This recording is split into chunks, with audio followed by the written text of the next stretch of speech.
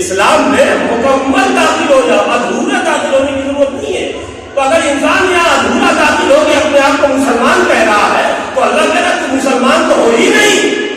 مسلمان کا مطلب یہ ہے کہ جس کو اللہ کی طاقت پہ یقین آ گیا، جسے جس نے اللہ اکبر کہہ دیا، پھر کسی سپر پاور کو ماننے کو تیار نہیں ہو سکتا۔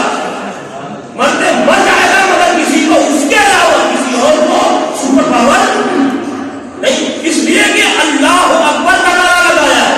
آج انسان اگر پیسے کے سامنے جھک رہا ہے تو اللہ اکبر کا نعرہ غلط ہے۔ اگر آج انسان طاقت کے سامنے جھک رہا ہے تو اللہ اکبر کا نعرہ غلط ہے۔ اگر آج انسان ایٹمی پاور کے آگے جھک رہا ہے تو اللہ اکبر کا نعرہ غلط ہے۔ اللہ اکبر کا نعرہ بلند کرنے والا یہ نہیں دیکھتا کہ سامنے مرد مقامی جو میرے ہے اس کے ہاتھ میں کون سا اسلحہ ہے، وہ تو یہ جانتا ہے یہ جان اس کی ہے، اس کی راہ میں دینے سے انسان جان کو مرتا نہیں ہے بلکہ کربلائیوں کی طرح ہمیشہ زندہ رہتا ہے۔ صلوات پڑھے محمد والے۔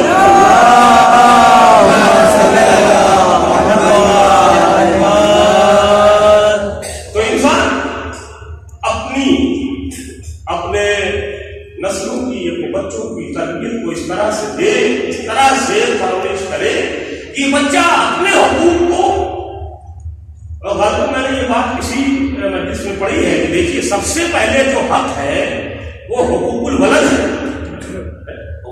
بچوں کے حقوق ماں باپ کے اوپر ہمارے سماج سوسائٹی میں صرف یاد نہیں، اکثر جگہوں میں ہماری سماج سوسائٹی میں کیا ہوتا ہے، بچہ بڑا ہو گیا، باپ کو گلا ہے، باپ کو شکایت ہے کہ بچہ میری بات سنتا نہیں ہے، بچہ میرے ہاتھ سے نکل گیا، بہت ساری شکایتیں، اور اکثر جگہوں پر یہ شکایتیں، یہ بات ہر ایک انسان تصدیق کر سکتا ہے یا نہیں ایسا ہے۔ آخر اس کی وجہ کیا ہے؟ لیکن وجوہات تو بہت ساری ہو سکتی ہیں، لیکن ان وجوہات میں، ان وجہوں میں جو بنیادی وجہ ہے وہ یہ ہے کہ تم نے سبب میں محمد وآل محمد، اللہم صلی علی محمد وآل محمد۔ وجہ تو بہت ہو سکتی ہے، لیکن ان تمام وجہوں میں ایک وجہ جو بنیادی وجہ ہے وہ یہ ہے کہ جب آپ نے حقوق الولد کا خیال نہیں رکھا تو بچہ جب بڑا ہوگا تو حقوق الوالدین کو کیسے یاد رکھے گا؟ یہ بچہ کیسے یاد رکھے گا؟ لہذا ضرورت اس بات کی ہے کہ جو حقوق الولد ہے شریعت اسلامیہ کا پابند بنانا، یہاں تک کہ شریعت کے لیے بچہ ایک عمر تک پہنچے، یعنی 7 سال کی عمر کا ہو جائے تو تعلیماً اسے مار بھی سکتے ہو۔ اگر شریعت پہ عمل پیدا کرانا ہے تو اسے پیٹ بھی سکتے ہو، مار بھی سکتے ہو۔ لیکن یہاں اگر ہمارے ذہن میں یہ بات بچی ہوئی ہے کہ بچہ نہیں پڑھ رہا ہے، نہیں لکھ رہا ہے، بڑا ہو جائے گا، 18 سال کے بعد پاسپورٹ بنے گا تو بدیش چلا جائے گا، اگر مقصد یہی ہے تو یاد رکھیے گا یہ ذہنیت غلامی کی ذہنیت ہے، یہ ذہنیت غلامی کی ذہنیت ہے، اور اسلام آزاد ہے، آزاد کو پسند کرتا ہے۔ غلام کی عبادت بھی، یعنی غلام اگر حج بھی کرنا چاہے تو حج نہیں کر سکتا بغیر اپنے آقا کی اجازت کی۔ ضرورت اس بات کی ہے کہ ہم اپنے بچوں کے حقوق کو اگر ادا کریں سب سے پہلے، پھر بچہ جب یہ بڑا ہوگا تو خدا کی قسم شاذ و نادر ایسا ہوگا کہ بچہ ماں باپ کے حقوق کو نہ پہچانے، اس لیے کہ جب وہ سمجھ جائے گا کہ اف تک نہیں کرنے کی اجازت اسلام نے دی ہے، بچہ بڑا ہو گیا اسے پتہ ہی نہیں ہے کہ ماں باپ کے حقوق کیا ہے۔ اور پہلا کچھ باتیں ایسی ہیں جسے ہر انسان اپنی جگہ پہ محسوس کر سکتا ہے، مگر کچھ گناہ ایسے ہیں کہ ماں باپ، بیٹا، ماں، بہنیں اگر ایک ساتھ بیٹھ کر کوئی ایپیسوڈ یا کوئی فلم دیکھ رہے ہیں گھر کے اندر بیٹھ کر، تو جب یہ بچہ جوان ہوگا اور جوان ہو کر اس گناہ سے تجاوز کر کے جب اس سے بڑا گناہ کرے گا تو کیا وہ باپ روک سکتا ہے؟ کیا وہ باپ روک سکتا ہے؟ پہلے تم باپ بن جاؤ، پھر یہ بچہ تمہارا بچہ بنے گا۔ لیکن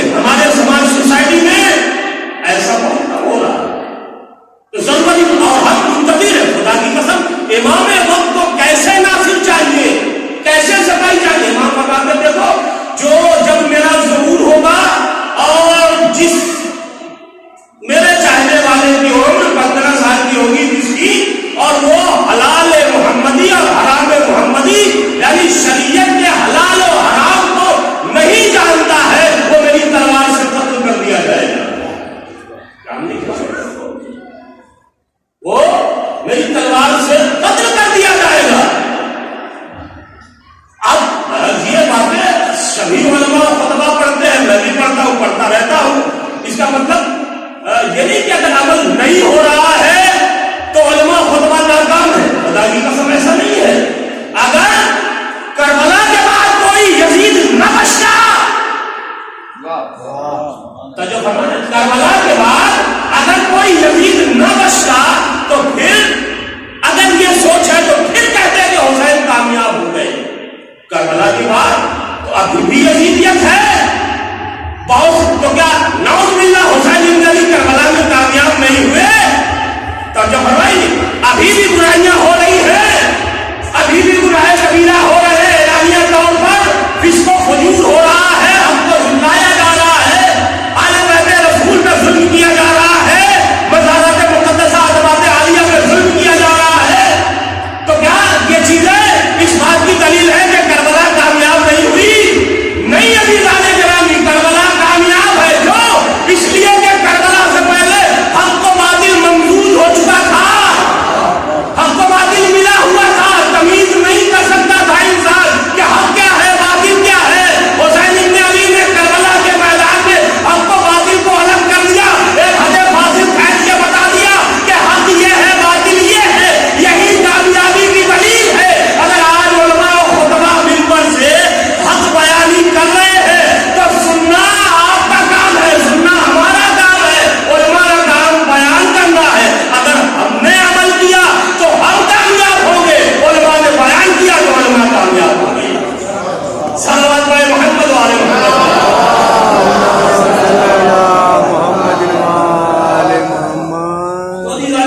जरूरत है इस बात की कि एक बार फिर से हम अपनी नस्लों पर, अपने बच्चों पर गौर करें, इसलिए कि कुरान ऐलान कर रहा है कि इन्नल्लाह ला युगय्यिरु मा बिक़ौमिन हत्ता युगय्यिरु मा बिअनफुसिहिम।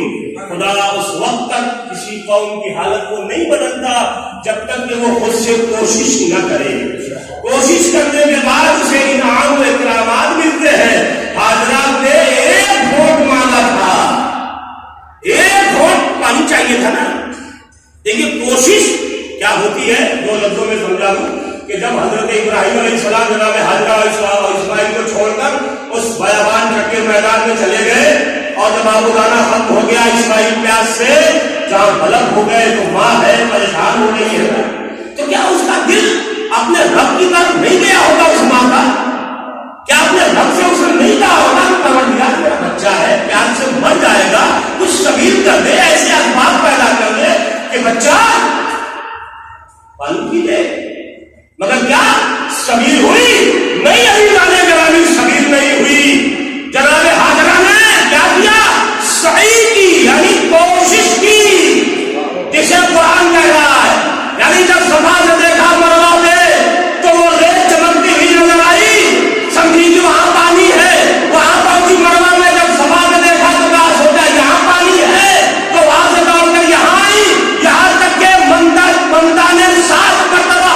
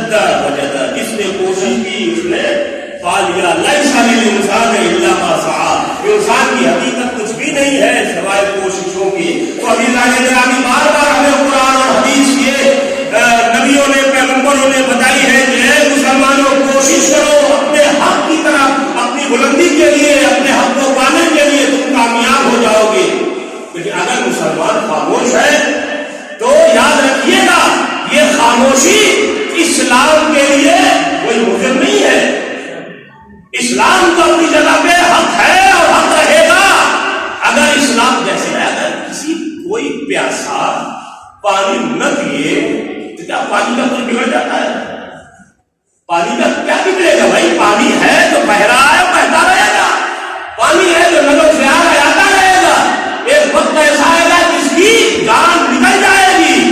ویسے ہی اسی طرح سے اگر یہ روح پیاسی ہے، اگر شریعت کا جام اسے نہیں پلاؤ گے تو ایک دن شریعت مردہ ہو جائے گی، اور جب شریعت مردہ ہو جائے گی تو جس طرح سے کل صفین میں علی کے ساتھ رہنے والے غازیوں نے علی کی محبت کا دم بھر لیا تھا اور بعد میں علی سے جنگ کی،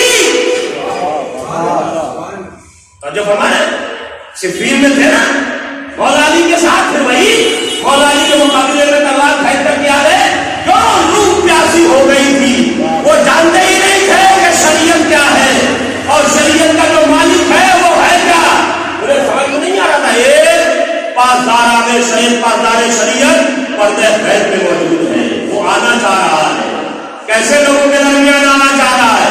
ہم جیسے محبت کرنے والوں کے درمیان آنا چاہ رہا ہے، ہم جو محبت کا دم بھر رہے ہیں اور ہر صبح بسا کہتے ہیں اجل علی ضروری، اجل علی ضروری، مولا جلدی تشریف لائیے۔ یقیناً ہر مومن کے دل کی دعا ہے، مگر ضرورت اس بات کی ہے کہ تھوڑا سا ہم آمادہ ہو جائیں، تھوڑا سا ہم آمادہ ہو جائیں۔ خدا کی قسم اگر ہم آمادہ ہو گئے ہمارے حق میں بہتری ہوگی، ہمارے حق میں بہتری ہوگی۔ اس لیے دیکھیے وہ ہمیں الگ نہیں کر رہا، اس کا مطلب میری گفتگو کا، میری تقریر کا خلاصہ یہ نہ سمجھیے گا کہ ہم ان سے الگ ہو گئے، نہیں، وہ ہم کو الگ نہیں کرتا ہے۔ کیوں؟ اس لیے کہ شیعان علی اہل بیت کا ایک حصہ ہے۔ اگر آپ کے آنکھ میں تکلیف ہے یا آپ کے پاؤں میں تکلیف ہو رہی ہے، اس کی وجہ سے آپ پریشان ہیں یا نہیں پریشان ہیں؟ یہ ایک حصہ ہاتھ، ایک حصہ ہے آنکھ، ایک حصہ ہے یا نہیں؟ اگر آپ میں کبھی کچھ چلا جائے تو تکلیف شروع ہو جاتی ہے، جس کی وجہ سے پورا وجود پریشان ہو جاتا ہے۔ لیکن کیا کبھی دیوانے سے آپ نے یہ کہتے ہوئے سنا کہ میں آپ کی وجہ سے پریشان ہوں اس لیے اپنے آپ کو دبا رہا ہوں؟ آج دباتا نہیں ہے، اس کا علاج کرتا ہے، اس کے درد کا علاج کرتا ہے، درما کرتا ہے تاکہ یہ صحیح ہو جائے۔ اگر شیعان علی، شیعہ اثنا عشری اگر اماموں کے حصے ہیں تو ان کے غلط ہو جانے کی وجہ سے امام اور ابو الراحمین اپنے آپ سے الگ نہیں کرتا، بلکہ وہ مالک سے دعا کرتا ہے کہ پروردگار یہ میرا چاہنے والا راستہ بھٹک گیا، اس کی اندھیری نگری میں اجالا کر دے تاکہ یہ میرے حقوق کو پہچان سکے، میرے حق کو پہچان سکے، مجھے جان سکے کہ میں کون ہوں۔ ارے وہ امام وقت جو کہہ رہا ہے میرے چاہنے والوں، تمہارے منہ سے جو بات نکلتی ہے یہ کان تک پہنچتی ہے، جب انسان بولتا ہے تو دوسرا سنے، فاصلہ ہے، ایک کا فاصلہ ہوتا ہے، تو اس منہ سے اس کا ایک بالش کا فاصلہ ہے۔ ہم فرماتے ہیں کہ اس سے پہلے کہ یہ بات تمہارے کان تک پہنچے میں سنتا ہوں، میں سنتا ہوں۔ مطلب کیا ہے کہ صرف بات نہیں، کچھ عمل بھی اگر کرتے ہو تو میں دیکھتا ہوں، ہے نا، وہ عمل بھی کرتے ہو تو میں دیکھتا ہوں، میں سمجھتا ہوں۔ لہذا ضرورت اس بات کی ہے کہ تم صحیح عقیدے کے ساتھ ہمیں پہچانو، ہمیں جانو، دنیا کی ساری مصیبتیں تم سے ختم ہو جائے گی۔ بھائی مصیبت، جب انسان مصیبت کو مصیبت سمجھتا ہے جبھی تو مصیبت ہوتی ہے۔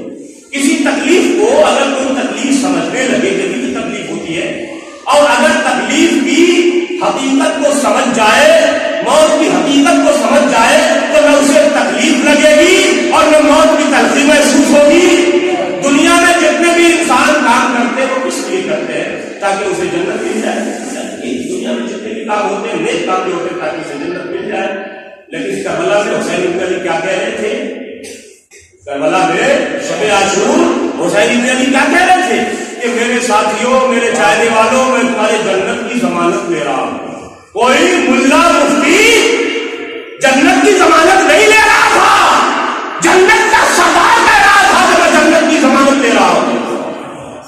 لیکن امام کے جو چاہنے والے تھے وہ نہیں گئے، یہ جانتے تھے کہ امام کے ساتھ رہیں گے تو جسم سے سر جدا کیا جائے گا، ہڈیاں توڑی جائیں گی، ہاتھ الگ کیے جائیں گے، اذیتیں ہوگی، لیکن خدا کی قسم اتنا حسین ابن علی کی محبت میں ڈوبے ہوئے تھے کہ تکلیفوں کا اندازہ نہیں ہوا۔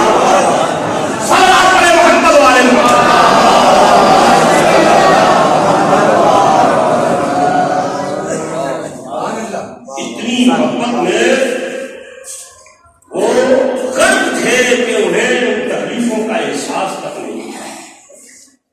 لہذا اگر ہم اپنے امام سے محبت کر رہے ہیں، امام کا دم بھر رہے ہیں، تو اور اچھی لگا ضروری کہتے ہیں، اس کا مطلب یہ ہے کہ ہمیں اپنے امام کے لیے آمادہ ہونا چاہیے، ہمیں اپنے امام کے لیے آمادہ ہونا چاہیے۔ دیکھیے وقت کتنا نازک ہے، سبھی لوگ جانتے ہیں، یہ ایسا دور نہیں ہے کہ کوئی بات کسی سے چھپی رہ جائے، اتنا نازک دور سے ہم اور آپ گزر رہے ہیں، اور اس سے بڑے نازک دور سے ہماری بچے آنے والی جو نسلوں کو گزرے گی۔ کہ دشمن اسلام یہ چاہتا ہے کہ اس کائنات پر، اس دنیا پر سامراجیت کا غلبہ ہو، سامراجیت کا غلبہ ہو، اور اللہ کا ارادہ یہ ہے کہ ظلم و جور سے بھری ہوئی دنیا کو عدل و انصاف سے بھرنے کے لیے اپنے نمائندے کو بھیجے گا۔ یعنی جو جنگ کل تھی حضرت آدم علیہ السلام اور ابلیس کے درمیان، حضرت آدم علیہ السلام اور ابلیس کے بیچ جو جنگ تھی، وہ جنگ آگے بڑھی تو موسیٰ اور فرعون میں تبدیل ہوئی۔ یہ جنگ جب اور آگے بڑھی تو حضرت محمد مصطفیٰ اور کفار قریش کے درمیان آگے بڑھی۔ جب یہ جنگ اور آگے بڑھی تو کربلا میں حسینیت اور یزیدیت میں ٹکراؤ ہوا۔ جب یہ جنگ اور آگے بڑھی تو مہدویت اور صہیونیت کے درمیان جنگ ہو رہی ہے۔ توجہ فرما رہے ہیں، یہ دور صہیونیت چاہتی ہے کہ سامراجیت کا غلبہ ہو۔ صہیونیت یا یزیدیت ہو، یہودی خاندان و یہودی ایک ٹولہ جو پوری دنیا میں قبضہ کرنا چاہتا ہے، جس کے لیے قرآن نے کہا یا ایھا الذین آمنوا لا تتخذوا یہود و نصارا، اے ایمان لانے والوں یہودیوں نصرانیوں کو کبھی اپنا دوست نہ سمجھنا، یہ آپس میں ایک دوسرے کے دوست ہے، یہ تمہارے دوست نہیں ہو سکتے ہیں۔ تو انہوں نے جو کام کیا ہے، جنہوں نے یہ کام شروع کیا، یہ ایسی کام نہیں کیا، یہ بڑی پلاننگ سے کیا۔ 1738 عیسوی میں، 2020 چل رہا ہے نا، 1737 عیسوی میں برٹش کے اندر ایک یہودیوں نے کمیٹی بنائی، اس کمیٹی کا نام ماسوتی کمیٹی تھا۔ ماسوتی کمیٹی، اس کمیٹی کے کام کیا تھے؟ کوئی بھی سنستھا جب تیار ہوتی ہے تو یہ سنستھا کیا کام کرے گی؟ اس کا پورا باعلاج تیار کیا جاتا ہے۔ تو یہ تھا کہ سامراجیت کو کسی طرح سے لایا جائے پوری دنیا پر، کسی طرح سے پوری دنیا پر اپنا ہولڈ کیا جائے، قبضہ کیا جائے۔ تو قبضہ کرنے کے لیے کیا کیا چیزیں ضروری ہوتی ہیں؟ سب سے پہلے کہ وہ جذبہ ایمانی، جو فرمائے، میں سارے ٹاپک پر یہ جو میں نے چھیڑ کے میں بحث نہیں کر سکتا، کئی گھنٹے نکل جائیں گے، جو ضروری ہے اسی پر آگے بڑھ جاؤں گا کہ پوری دنیا پر یا کسی کے اوپر کنٹرول کرنے کے لیے جن چیزوں کی ضرورت پڑتی ہے، ان میں سب سے پہلی چیز کیا ہے کہ وہ جذبہ ایمانی جو مذہب کے ذریعے سے، دین اسلام کے ذریعے سے میں بات نہیں کر رہا ہوں، اپنے مذہب کے ذریعے سے جن کو ملتا ہے اس کو ختم کر دیا جائے، یعنی لادینیت کو عام کر دیا جائے۔ اس لادینیت کو عام کرنے کے لیے کیا بھائی، ایک آدمی ہے 40 سال 50 سال کا جس نے اپنے دین پہ باقاعدہ عمل کیا ہے، کیا اس کو کوئی بے دین بنا سکتا ہے؟ نہیں بنا سکتا۔ ایک جوان ہے جو 25-30 سال کا ہے، کیا کوئی اس کو بے دین بنا سکتا ہے؟ نہیں بنا سکتا۔ ہاں، کسے بنا سکتا ہے؟ وہ جو بچہ پیدا ہوا ہے، وہ جو نئی نسل آنے والی ہے، اسے بے دین بنایا جا سکتا ہے۔ کیسے بنایا جا سکتا ہے؟ اسے ماڈرن کے نام پہ ایک نئی تصویر اس کے سامنے پیش کی جائے، جو ایپیسوڈ کے ذریعے سے یا موبائل اور دوسرے پروگراموں کے ذریعے سے ان نسلوں تک آئے، یہ نسلوں تک آئے۔ جب یہ نسل دیکھے گی تو پھر اور آگے بڑھے گی، اور جب خواہشات انسانی، وہ حیوانیت کا جذبہ جب انسان کے اندر جوش مارے گا تو پھر تمام حدوں کو توڑ کر، ماں باپ کے حقوق کو فراموش کر کے، بھائی بہن کے حقوق کو فراموش کر کے، پڑوسیوں کے حقوق کو فراموش کر کے انسان ایسی چھلانگ لگائے گا کہ شریعت کے بھی حقوق کو پامال کرتا ہوا اس دلدل میں چلا جائے گا کہ جہاں سے نکلنا بہت مشکل ہوتا ہے۔ اور آج سماج و معاشرہ اکثریت میں اسی دلدل میں پھنس چکا ہے، اسی دلدل میں سماج و معاشرہ پھنس چکا ہے کہ جس میں صہیونیت لانا چاہ رہی ہے۔ میں ایک کسی مذہب کی بات نہیں کر رہا ہوں، پورے ورلڈ آنے والی نسل اس میں ملوث ہو چکی ہے۔ اب اس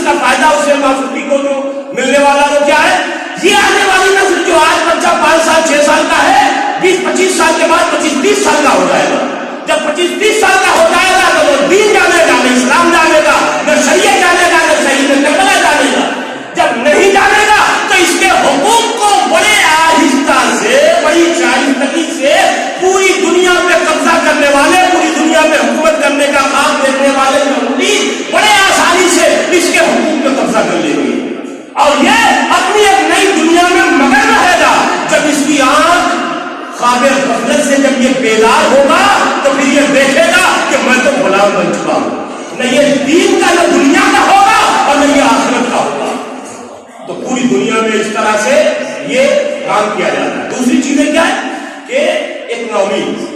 جب انسان کسی پر کنٹرول کرنا چاہتا ہے تو سب سے پہلے اس کی اکنامی کو کمزور کرتا ہے, اپنی اکنامی کو مضبوط کرتا ہے. آج عرب میں جن ملکوں میں جنگ ہو رہی ہے, خدا کی قسم آپ میرے بات کی تصدیق کر لیجیے گا اور جا کر دیکھ لیجیے گا, چاہے وہ فلسطین ہو, چاہے سیریا ہو, چاہے عراق ہو, چاہے افغانستان ہو, چاہے ایران ہو, چاہے لیبیا ہو, چاہے مصر ہو, چاہے یمن ہو, چاہے سعودی عربیہ ہو, جتنی جگہوں پہ جنگ ہو رہی ہے, پروردگار عالم نے ان جگہوں کو نعمتوں کا خزانہ بنایا.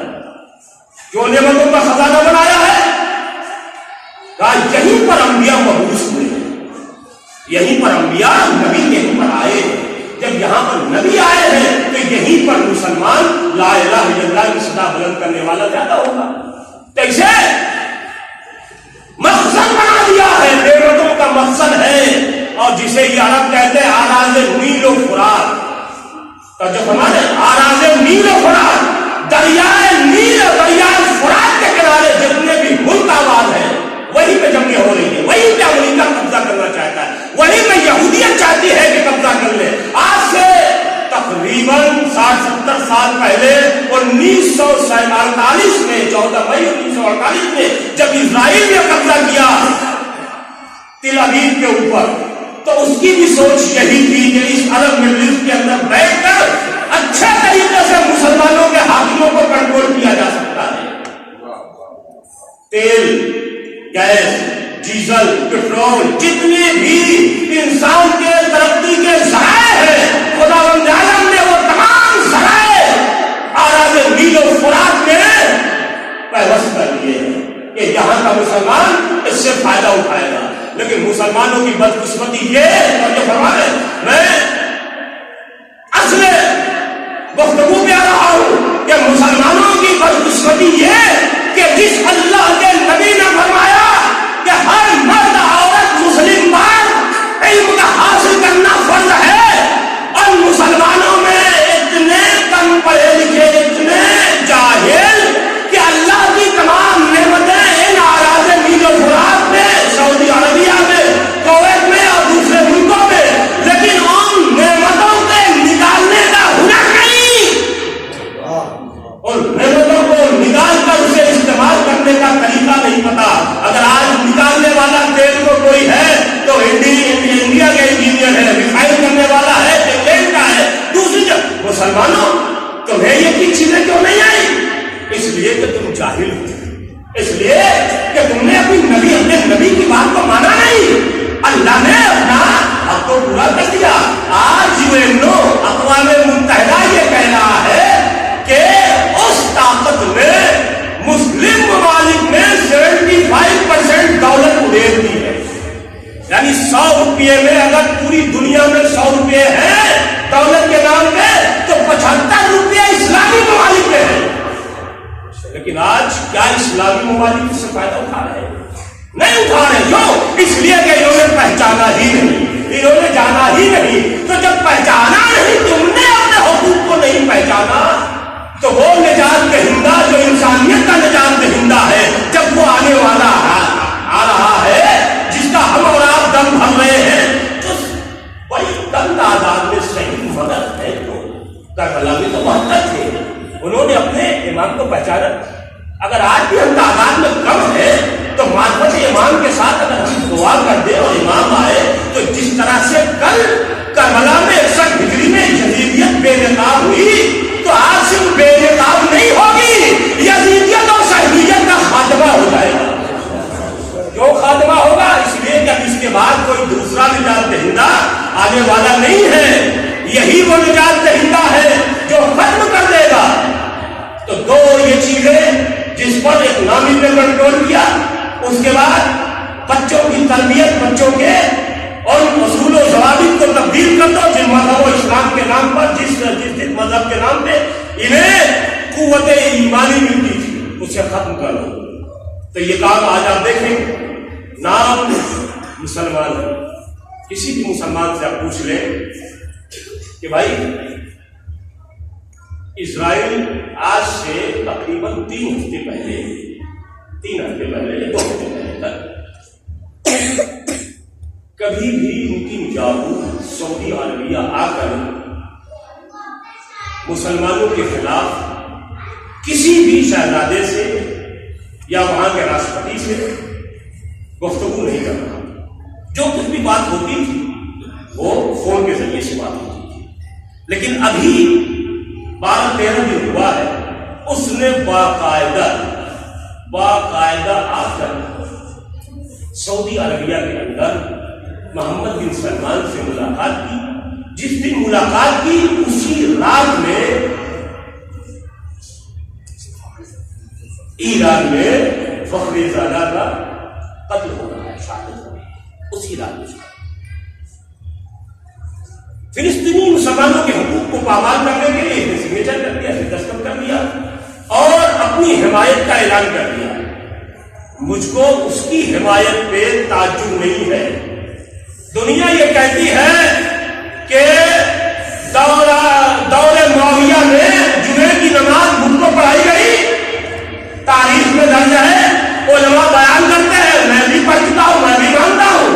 لیکن مجھے پڑھانے والے کا تعجب نہیں ہے، اس لیے کہ وہ تو تنخواہ دار ملازم تھا، صبح کی نماز 4 رکعت کا آیا کرتا تھا اور پوچھتا تھا کہ اور پڑھا دوں. مجھے اس میں تعجب نہیں ہے، پیچھے پڑھنے والے مسلمانوں میں تعجب ہے کہ اتنی بڑی تعداد میں کیا کوئی ایسا جیالہ نہیں تھا کہ جو کہتا بھیا تم آج جمعے کی نماز پڑھا رہے ہو، آج تو کچھ ہے. سیریا شام میں ہومس میں یہ واقعہ پیش آیا ہے، آیا نہیں آیا؟ تو جن مسلمانوں کی عادت یہ ہو کہ جن کا ایمان یہ ہو کہ جو بادشاہ ہوتا ہے بادشاہ خدا عطا کرتا ہے، ایک دوسرا کا بھی آ رہا ہے، میں اس میں نہیں جاؤں گا، بادشاہ خدا عطا کرتا ہے لہذا خدا اس سے سوال جواب کرے گا، ہمیں کوئی حق نہیں ہے. یہ جب تمہیں حق نہیں ہے، تمہارا ایمان تمہارا عقیدہ ایسا بن چکا ہے تو پھر تم تو یزید کو بھی رضی اللہ کہو گے، جتنے بھی ظالمین ہیں سب کو رضی اللہ کہو گے جب تمہارا ایمان تمہارا عقیدہ. یہی تو سوچ کر ظالم بادشاہوں کے خلاف تم آواز نہیں اٹھا رہے ہو. جب ظالم بادشاہوں کے خلاف آواز نہیں اٹھاؤ گے تو دنیا میں مسلمانوں کے حقوق پامال کیے جائیں گے، مسلمانوں کے حقوق کو چھینا جائے گا. کون ہوگا؟ کس کے بھروسے، کس کے سہارے یہ مسلمان زندہ رہے گا؟ آواز آ رہی ہے قدرت کی، وہ ایک سہارا ہے جسے ہم نے اپنی طرف سے سہارا تمہارا بنایا ہے. یاد رکھنا جب وہ آئے گا تو جھوٹ، فریب، مکاری، عیاری، شیطانی، بدماشی جو کچھ بھی ہے سب وہ ختم ہو جائے گا. صرف عدل ہی عدل ہوگا، ایسا عدل ہوگا کہ ایک گھاٹ پہ شیر و بکرے پانی پیئیں گے. اس لیے نہیں کہ شیر مجبور ہوگا یا اس کے دانت ٹوٹ جائیں گے، نہیں، اس لیے نہیں بلکہ وہ بکری کے حقوق کو پہچان رہا ہوگا. جو بنا رہے تو ضرورت ہے عزیزان گرامی کہ ہم خود اور اپنی نسلوں کو آمادہ کریں اپنے امام وقت کے لیے، اپنے امام کے لیے. اور یہ جو سلسلہ جاری ہے یہ سلسلہ جاری رہے گا ظہور امام کا.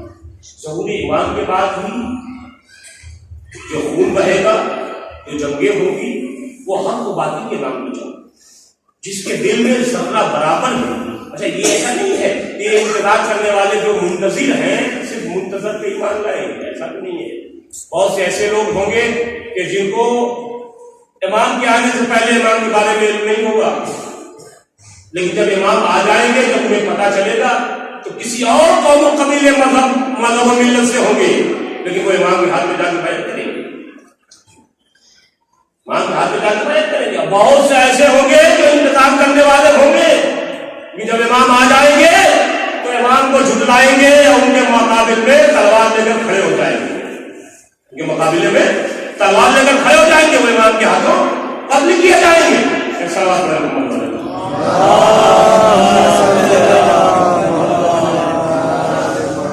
تو ضرورت ابھی اس بات کی ہے کہ اپنے ایمان کو اتنا محکم، اتنا مضبوط بنا لو تاکہ دنیا کی کوئی بھی شیطانی طاغوتی صہیونی طاقت تم پہ غلبہ نہ پا سکے. اگر ایمان تمہارا کمزور ہوگا تو تمہیں جو چاہے گا درہم و دینار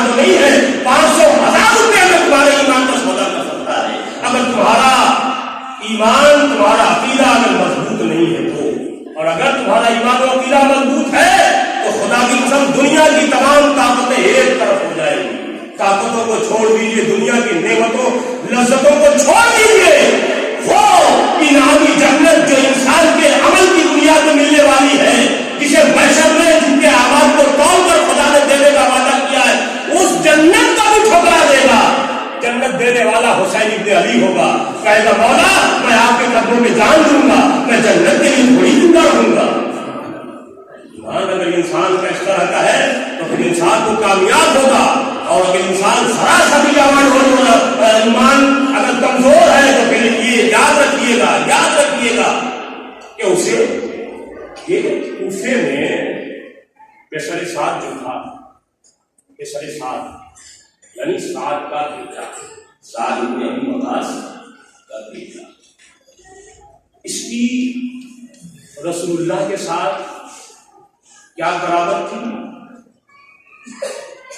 کتنا قریب کے ساتھ حضور سے.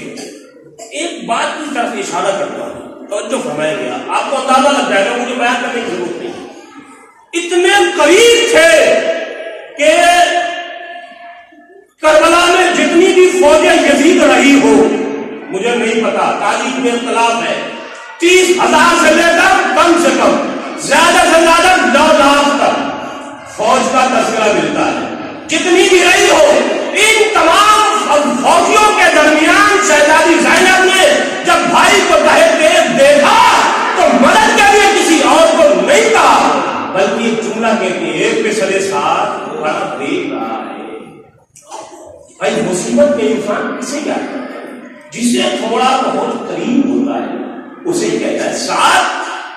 رسول اللہ کا وہ قریبی تھا, اتنا قریبی تھا کہ شہزادی زینب کربلا میں کہہ رہی ہے تو میرے نانا کا, تیرا بابا تو میرے نانا کا بڑا وفادار تھا, اور تو اس کا بیٹا ہمارے ساتھ کیا کر رہا ہے, رسول اللہ کی بیٹی کے ساتھ کیا کر رہا ہے.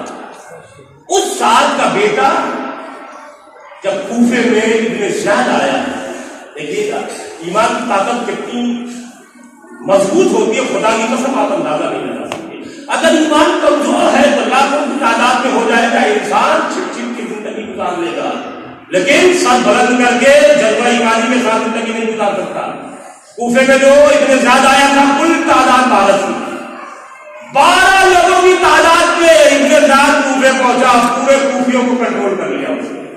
کیوں, ایمان اتنا کمزور تھا. کہا توڑنا شروع کیا, کہا اس میں بڑے بڑے خاندان کے لوگ کون ہیں, توڑ دو. انہیں پیسر سعد کا نام آیا. پیسر سعد کے پاس ایلچی پہنچا اس کا, ابن زیاد کا, کہا تمہیں اپنے حسین کا حصہ لینا ہے, تمہیں کربلا جانا ہے حسین ابن علی کے خلاف انہیں قتل کرنے کے لیے.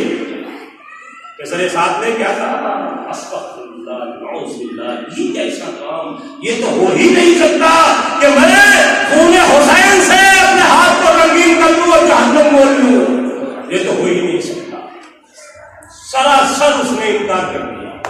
جب ایلچی واپس پہنچا ہے وہاں پہ, ابن زیاد نے پوچھا کیا ہوا, تو اس نے بڑی رودی ہوئی آواز میں کہا, ابن زیاد, اس نے کئی بات ماننے سے انکار کر دیا.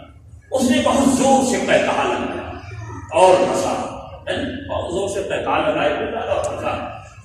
اس نے کہا بھائی یہ تو مقام افسوس ہے کہ پیسر سعد نے تیری بات ماننے سے انکار کر دیا, قتل حسین میں شامل ہونے سے ممکن ہو گیا, اور تو ہنس رہا ہے.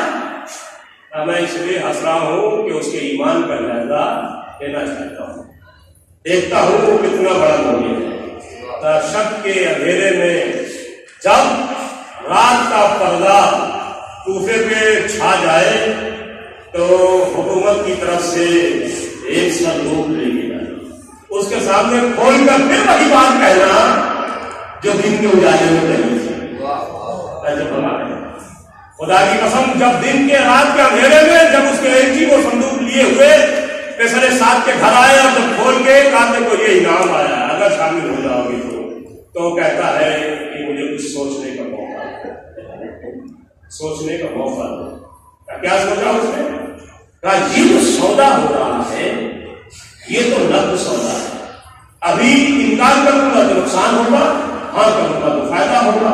جنت تو ادھار کا سودا ہے, مرنے کے بعد جو وقفہ ملے گا اس وقفے میں معافی مانگوں گا. جو وقفہ ملے گا اللہ غفور رحیم ہے، مجھے معاف کرے گا. اللہ تعلیم کی توبہ قبول کرنے والا ہے، وہ معاف کر دے گا.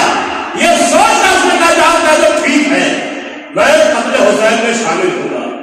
اور پہنچا آپ اور ہم اس مرحلے میں غور کریں کہ اگر ایمان انسان کا کمزور ہوتا ہے تو درہم و دینار پہ وہ اپنے وجود کو نہیں بیچتا، خدا کی قسم نسلوں میں لعنت کا ہار پہنا دیتا ہے.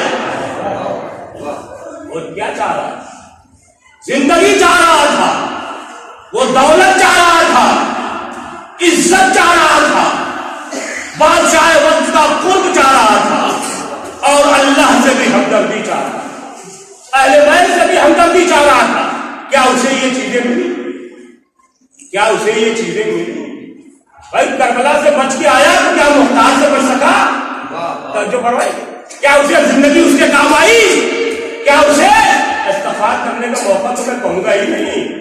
اس لیے کہ قتل حسین میں شامل ہونے کے بعد کربلا میں حور بن کے آ گیا ہوگا تو خدا کی قسم زہرا کا لال کلیجے سے لگا لیتا. اس لیے کہ امام حسین علیہ السلام نے اس میں ختم کر دیا تھا. امام حسین علیہ السلام نے کربلا میں جو پیغام دیا ہے وہ یہ دیا ہے کہ اگر انسان اپنے ایمان و عقیدے میں مضبوط ہے تو اپنے علم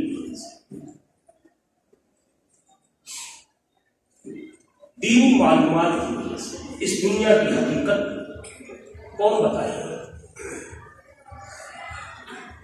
اس دنیا کی رنگینیاں بتانے والے تو بہت سارے علوم و فنون کو گفتگو کرنے والے بہت سے لوگ ملیں گے، لیکن دنیا کے بعد کیا ہوگا ہے یہ دنیا گزرگاہ میں کون بتائے گا؟ یہ تو دین بتائے گا، یہ تو اسلام بتائے گا، یہ شریعت بتائے گا. یہ دین بتائے گا، اسلام اور شریعت بتائے گی تو ان کے جو محافظ ہیں جو اللہ کی طرف سے آئے ہوئے ہیں وہ بتائیں گے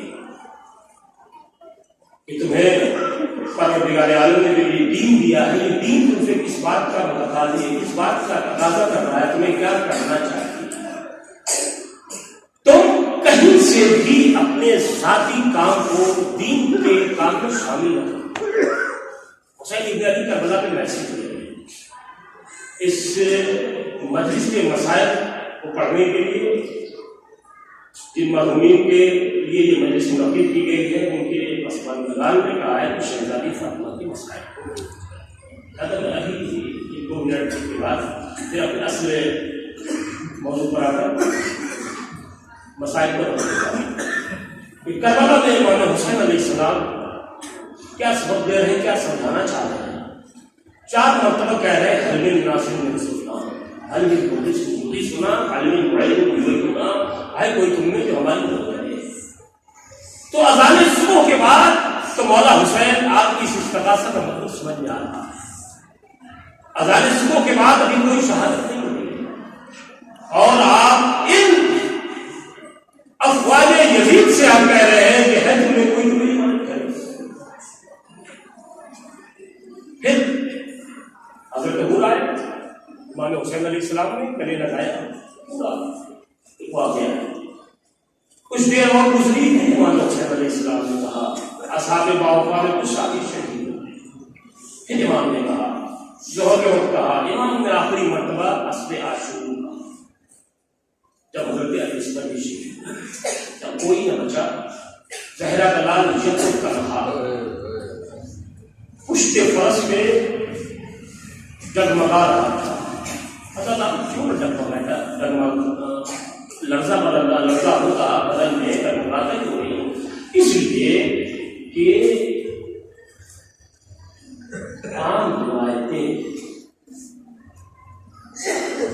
یہ بتاتی ہیں کہ 3 دن سے پیاسے تھے کربلا والے، لیکن جب کچھ خاص روایتوں کو دیکھیں گے تو آپ کو اندازہ ہوگا کہ کربلا میں جو بزرگ تھے انہوں نے 4 محرم سے پانی اس لیے نہیں پیا تھا کہ یہ پانی ہوگا تو رب کے پانی پیے. وہ حسین ابن علی ہر ایک عزیز و اقارب کا لاشا اٹھا چکا میدان قتال میں آپ کہتا ہے حلب الناصر من سلما. اب آپ ذرا سوچیے کہ اگر ان میں سے کوئی ایک کسی کا قاتل اگر آ جاتا اور آ کے کہتا مولا مجھے موت نہیں آتا، یہ تو ایک الگ پہلو ہے، لیکن انسان کے سوچنے کے لیے جو امام حسین علیہ السلام نے لمحہ فکریہ دیا ہے وہ کیا کیا ہے کہ اگر میرے اصحاب اقربا کی شہادت کے بعد بھی اگر کوئی فوج یزید سے مجھ سے آ کر ملتا تو یہ جملہ بتا رہا ہے کہ زہرا کا لال اسے گلے سے لگا، اس لیے کہ امامت کوئی ابس بحث نہیں کرتی، بات نہیں کرتی، بیکار بات نہیں کرتی. ہر دن سننا ہر کوئی میری مدد کرے، یعنی ہر کوئی جو دین محمد کو اختیار کر لے، حق سمجھ لے، ہر کوئی جو میرا ساتھ دے. امام حسین کے پیغام دے رہے ہیں کہ اگر دین کے لیے تمہارا نقصان ہو رہا ہے تو تمہارا یہ ذاتی مسئلہ ہے، لیکن اگر دین کا فائدہ ہو رہا ہے، میرے نانا کے دین میں اگر کوئی آ رہا ہے تو اسے آنے دو، اسے آنے دو، اسے نہ روکو، اسے نہ بھگاؤ. اداکار خدا کی قسم زہرا کا لال کتنا پیاسا تھا، کربلا بھی کتنا پیاسا تھا، ہم اور آپ اندازہ نہیں لگا سکتے. ذرا آپ مدینے میں آئیے، پھر امام حسین کے پیاس کا اندازہ لگے گا. وہ مدینہ کہ ابھی شہزادی کی عمر 5 یا 6 برس کی ہے. جب شہزادی مدینے میں ہے وہ مطالب ہو چکے ہیں والا، تو آپ نے سنا کہ مدینے والے نبی کی آنکھ بند ہوتے ہی کیسا ظلم کر رہے ہیں، کیسا ظلم کر رہے ہیں کہ شہزادی فرماتی ہے کہ اگر میرے بابا کہتے جاتے کہ میرے بعد میری اولاد پہ ظلم کرنا تو اتنا ظلم نہ کرتے جتنا ظلم انہوں نے میرے بابا نے محبت کرنے کا حکم دیا ہے، اس کے بعد جتنا انہوں نے ظلم کیا. اگر کیا یہ ظلم کم ہے کہ جس دروازے پہ صبح مسا صبح شام اللہ کا نبی آگے سلام کرتا تھا، اس خط میں جب علی گردن چھپائے ہوئے پہنچتے ہیں تو شہزادی فاطمہ کہتی ہیں ابو الحسن میں نے سنا ہے کہ مدینے کے لوگ سلام نہیں کرتے، مدینے کے لوگ سلام نہیں کرتے. میرا مولا گردن جھکا کے کہتا ہے بنت رسول صرف اگر اتنا ہوتا تو میں برداشت کر لیتا، بلکہ میں سلام کرتا ہوں، میرے سلام کا جواب نہیں. کیا وقت بدل گیا آزادہ، کیسی مصیبت آ گئی آلے رسول پر، آپ اندازہ نہیں لگا سکتے. وہ پسلیوں پہ آپ رکھے ہوئے شہزادی میں گزر رہی ہے، یہی وہ یاد ہے دادا. ابھی 13 جمادی اللہ جو آئے گی 75 دن والی روایت آج 24 تاریخ ہے، 2-3 ہفتے کے بعد ابھی وہ تاریخ آ جائے گی کہ جس میں شہزادی دنیا سے یہ مرثیہ پڑتی ہوئی چلی گئی. سکبت علیہ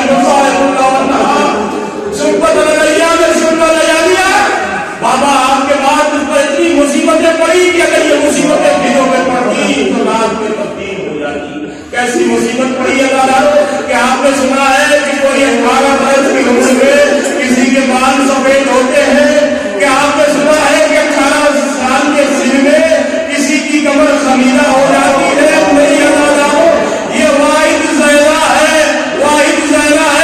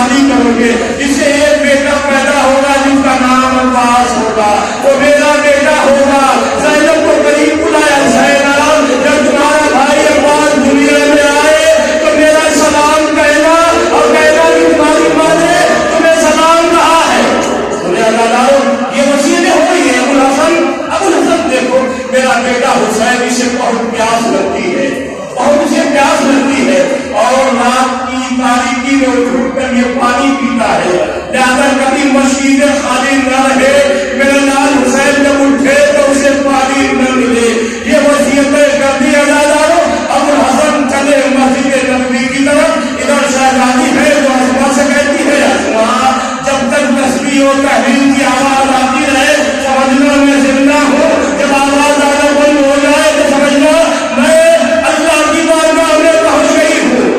اسما ہے جو کان لگائے سو نہیں ہے کہ اچانک آواز آنا بند ہو گئی. اسما گھر کے اندر داخل ہوئی, شہزادی کو دیکھا تو لا الہ الا اللہ و انا الیہ راجعون. ایک شہزادی دنیا سے گزر گئی, آنسو بہا رہی ہے. اتنے میں چھوٹے چھوٹے بچے آئے. شہزادی نے کہا تھا اپنے بچوں کو کھانا کھلانا, جلدی سے دسترخوان بچھایا, بچوں آؤ کھانا کھا لو. مگر بچے ہیں جو کہتے ہیں اسما ہماری اماں کہاں ہے؟ کیا کبھی ماں کے بغیر کھانا کھاتے ہوئے دیکھا؟ ماں کے بغیر کھانا کھاتے ہوئے دیکھا؟ جب تک کہ اماں نہ آئے گی ہم کھانا نہیں کھائیں گے. اب سب سے گریا نہ سکا دادارو. اسما دہاڑے مار کر رونے لگی. بچے اس حجرے میں گئے جہاں پہ ماں آرام کر رہی تھی. ماں کے قریب گئے, دیکھا ماں دنیا میں نہیں ہے. چھوٹے چھوٹے ماں نے اتارا, زمین میں پھینکتے ہوئے مسجد کی طرف دوڑے. یا بتا ماتا تم مرا, بابا ہماری ماں دنیا سے گزر گئی. ابو الحسن آیا دادارو, غسل و کفن کا انتظام ہونے لگا. غسل دیتے وقت ابو الحسن وہ خیبر کا در اٹھانے والا, وہ مصیبتوں میں صبر کرنے والا, وہ بہادر نام تھا. ایک مرتبہ چیخ مار کر روتا ہے, چیخ مار کر جب گریا کرتا ہے تو سلمان نے پوچھا مولا میں نے آپ کو بڑی آزمائشوں میں دیکھا مگر کبھی ایسے گریا کرتے ہوئے نہیں پایا. کہا سلمان نہ پوچھو, زہرا مرد سے مر گئی مگر مجھ سے بڑی یہ نے کہا کہ میرے پہلو کی ہڈیاں ٹوٹی ہوئی, میرے پہلو کی ہڈیاں ٹوٹی ہوئی ہے. لوگ اداروں جنازہ تیار ہو رہا ہے. اس کے بعد میرے بچے آ رہے ہیں ملنے کے لیے. چھوٹا شہزادہ ہے جو دور سے کہہ رہا اللہ کیا زندگی میں محبت تھی, مرنے کے بعد محبت ختم ہو گئی. تاریخ کہتی ہے بندے کفن ٹوٹا تو ہاتھ برابر ہوئے. آپ میرے والا میری آغوش میں لچا, بڑے ہی پیار سے حسین لگے, بڑی محبت و شفقتوں سے علی نے جدا کیا. ذرا کربلا یاد کروا دادارو, کربلا کہ یہ حسین 5 برس کا, سکینہ 3 برس کی کربلا میں اپنے بابا کے لاشے کو تلاش کر رہی ہے اور شب تازیانوں سے اہمیتیں پہنچا رہا ہے. کم مصیبتیں نہیں پڑی اللہ جاؤ. کفن دے دیا گیا, جنازہ چلنے کی تیاری ہو رہی ہے کہ جنازہ نکلے. آپ نے جنازہ نکلتے ہوئے دیکھا ہوگا آزاداروں کہ جب بھرے گھر سے جنازہ نکلتا ہے تو کیا کیفیت ہوتی ہے, کیا کیفیت ہوتی ہے. خدا کی قسم ہم اندازہ نہیں لگا سکتے کہ کس طرح سے بچے گریا کرتے ہیں. جس کے حسین جیسے حسن جیسے بچے ہوں, جس کے شہزادی زینب و کلثوم جیسی بچیاں ہوں, وہ بچیاں کس طرح سے ماں کو ودا کریں گی, کس طرح سے ماں کو رخصت کریں گی.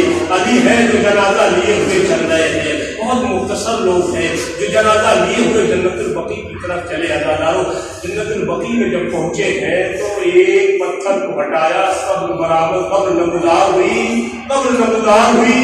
علی نے دونوں ہاتھوں پہ زہرا کا لانچا رکھا, چاہتے ہیں کہ قبر میں اتارے, قبر سے تو ہاتھ برابر میں. سنے اداروں, اے علی لاؤ میری امانت میرے حوالے کر دو, علی لاؤ میری امانت میرے حوالے کر دو. جیسے ہی علی نے ان ہاتھوں پہ زہرا کو رکھا اور رکھ کے ایک جملہ کہتے ہیں, یا رسول اللہ زہرا کو جب آپ نے دیا تھا تو سر کے بعد سفید نہ تھے, کمر خمیدہ نہ تھی, پسلیاں ٹوٹی نہ تھی. کہ یا رسول اللہ مجھے معاف کیجیے گا, زہرا جا رہی ہے آپ کے پاس مگر کمر خمیدہ ہے, پسلیاں ٹوٹی ہوئی ہے, رات کی تاریکی ہوئی.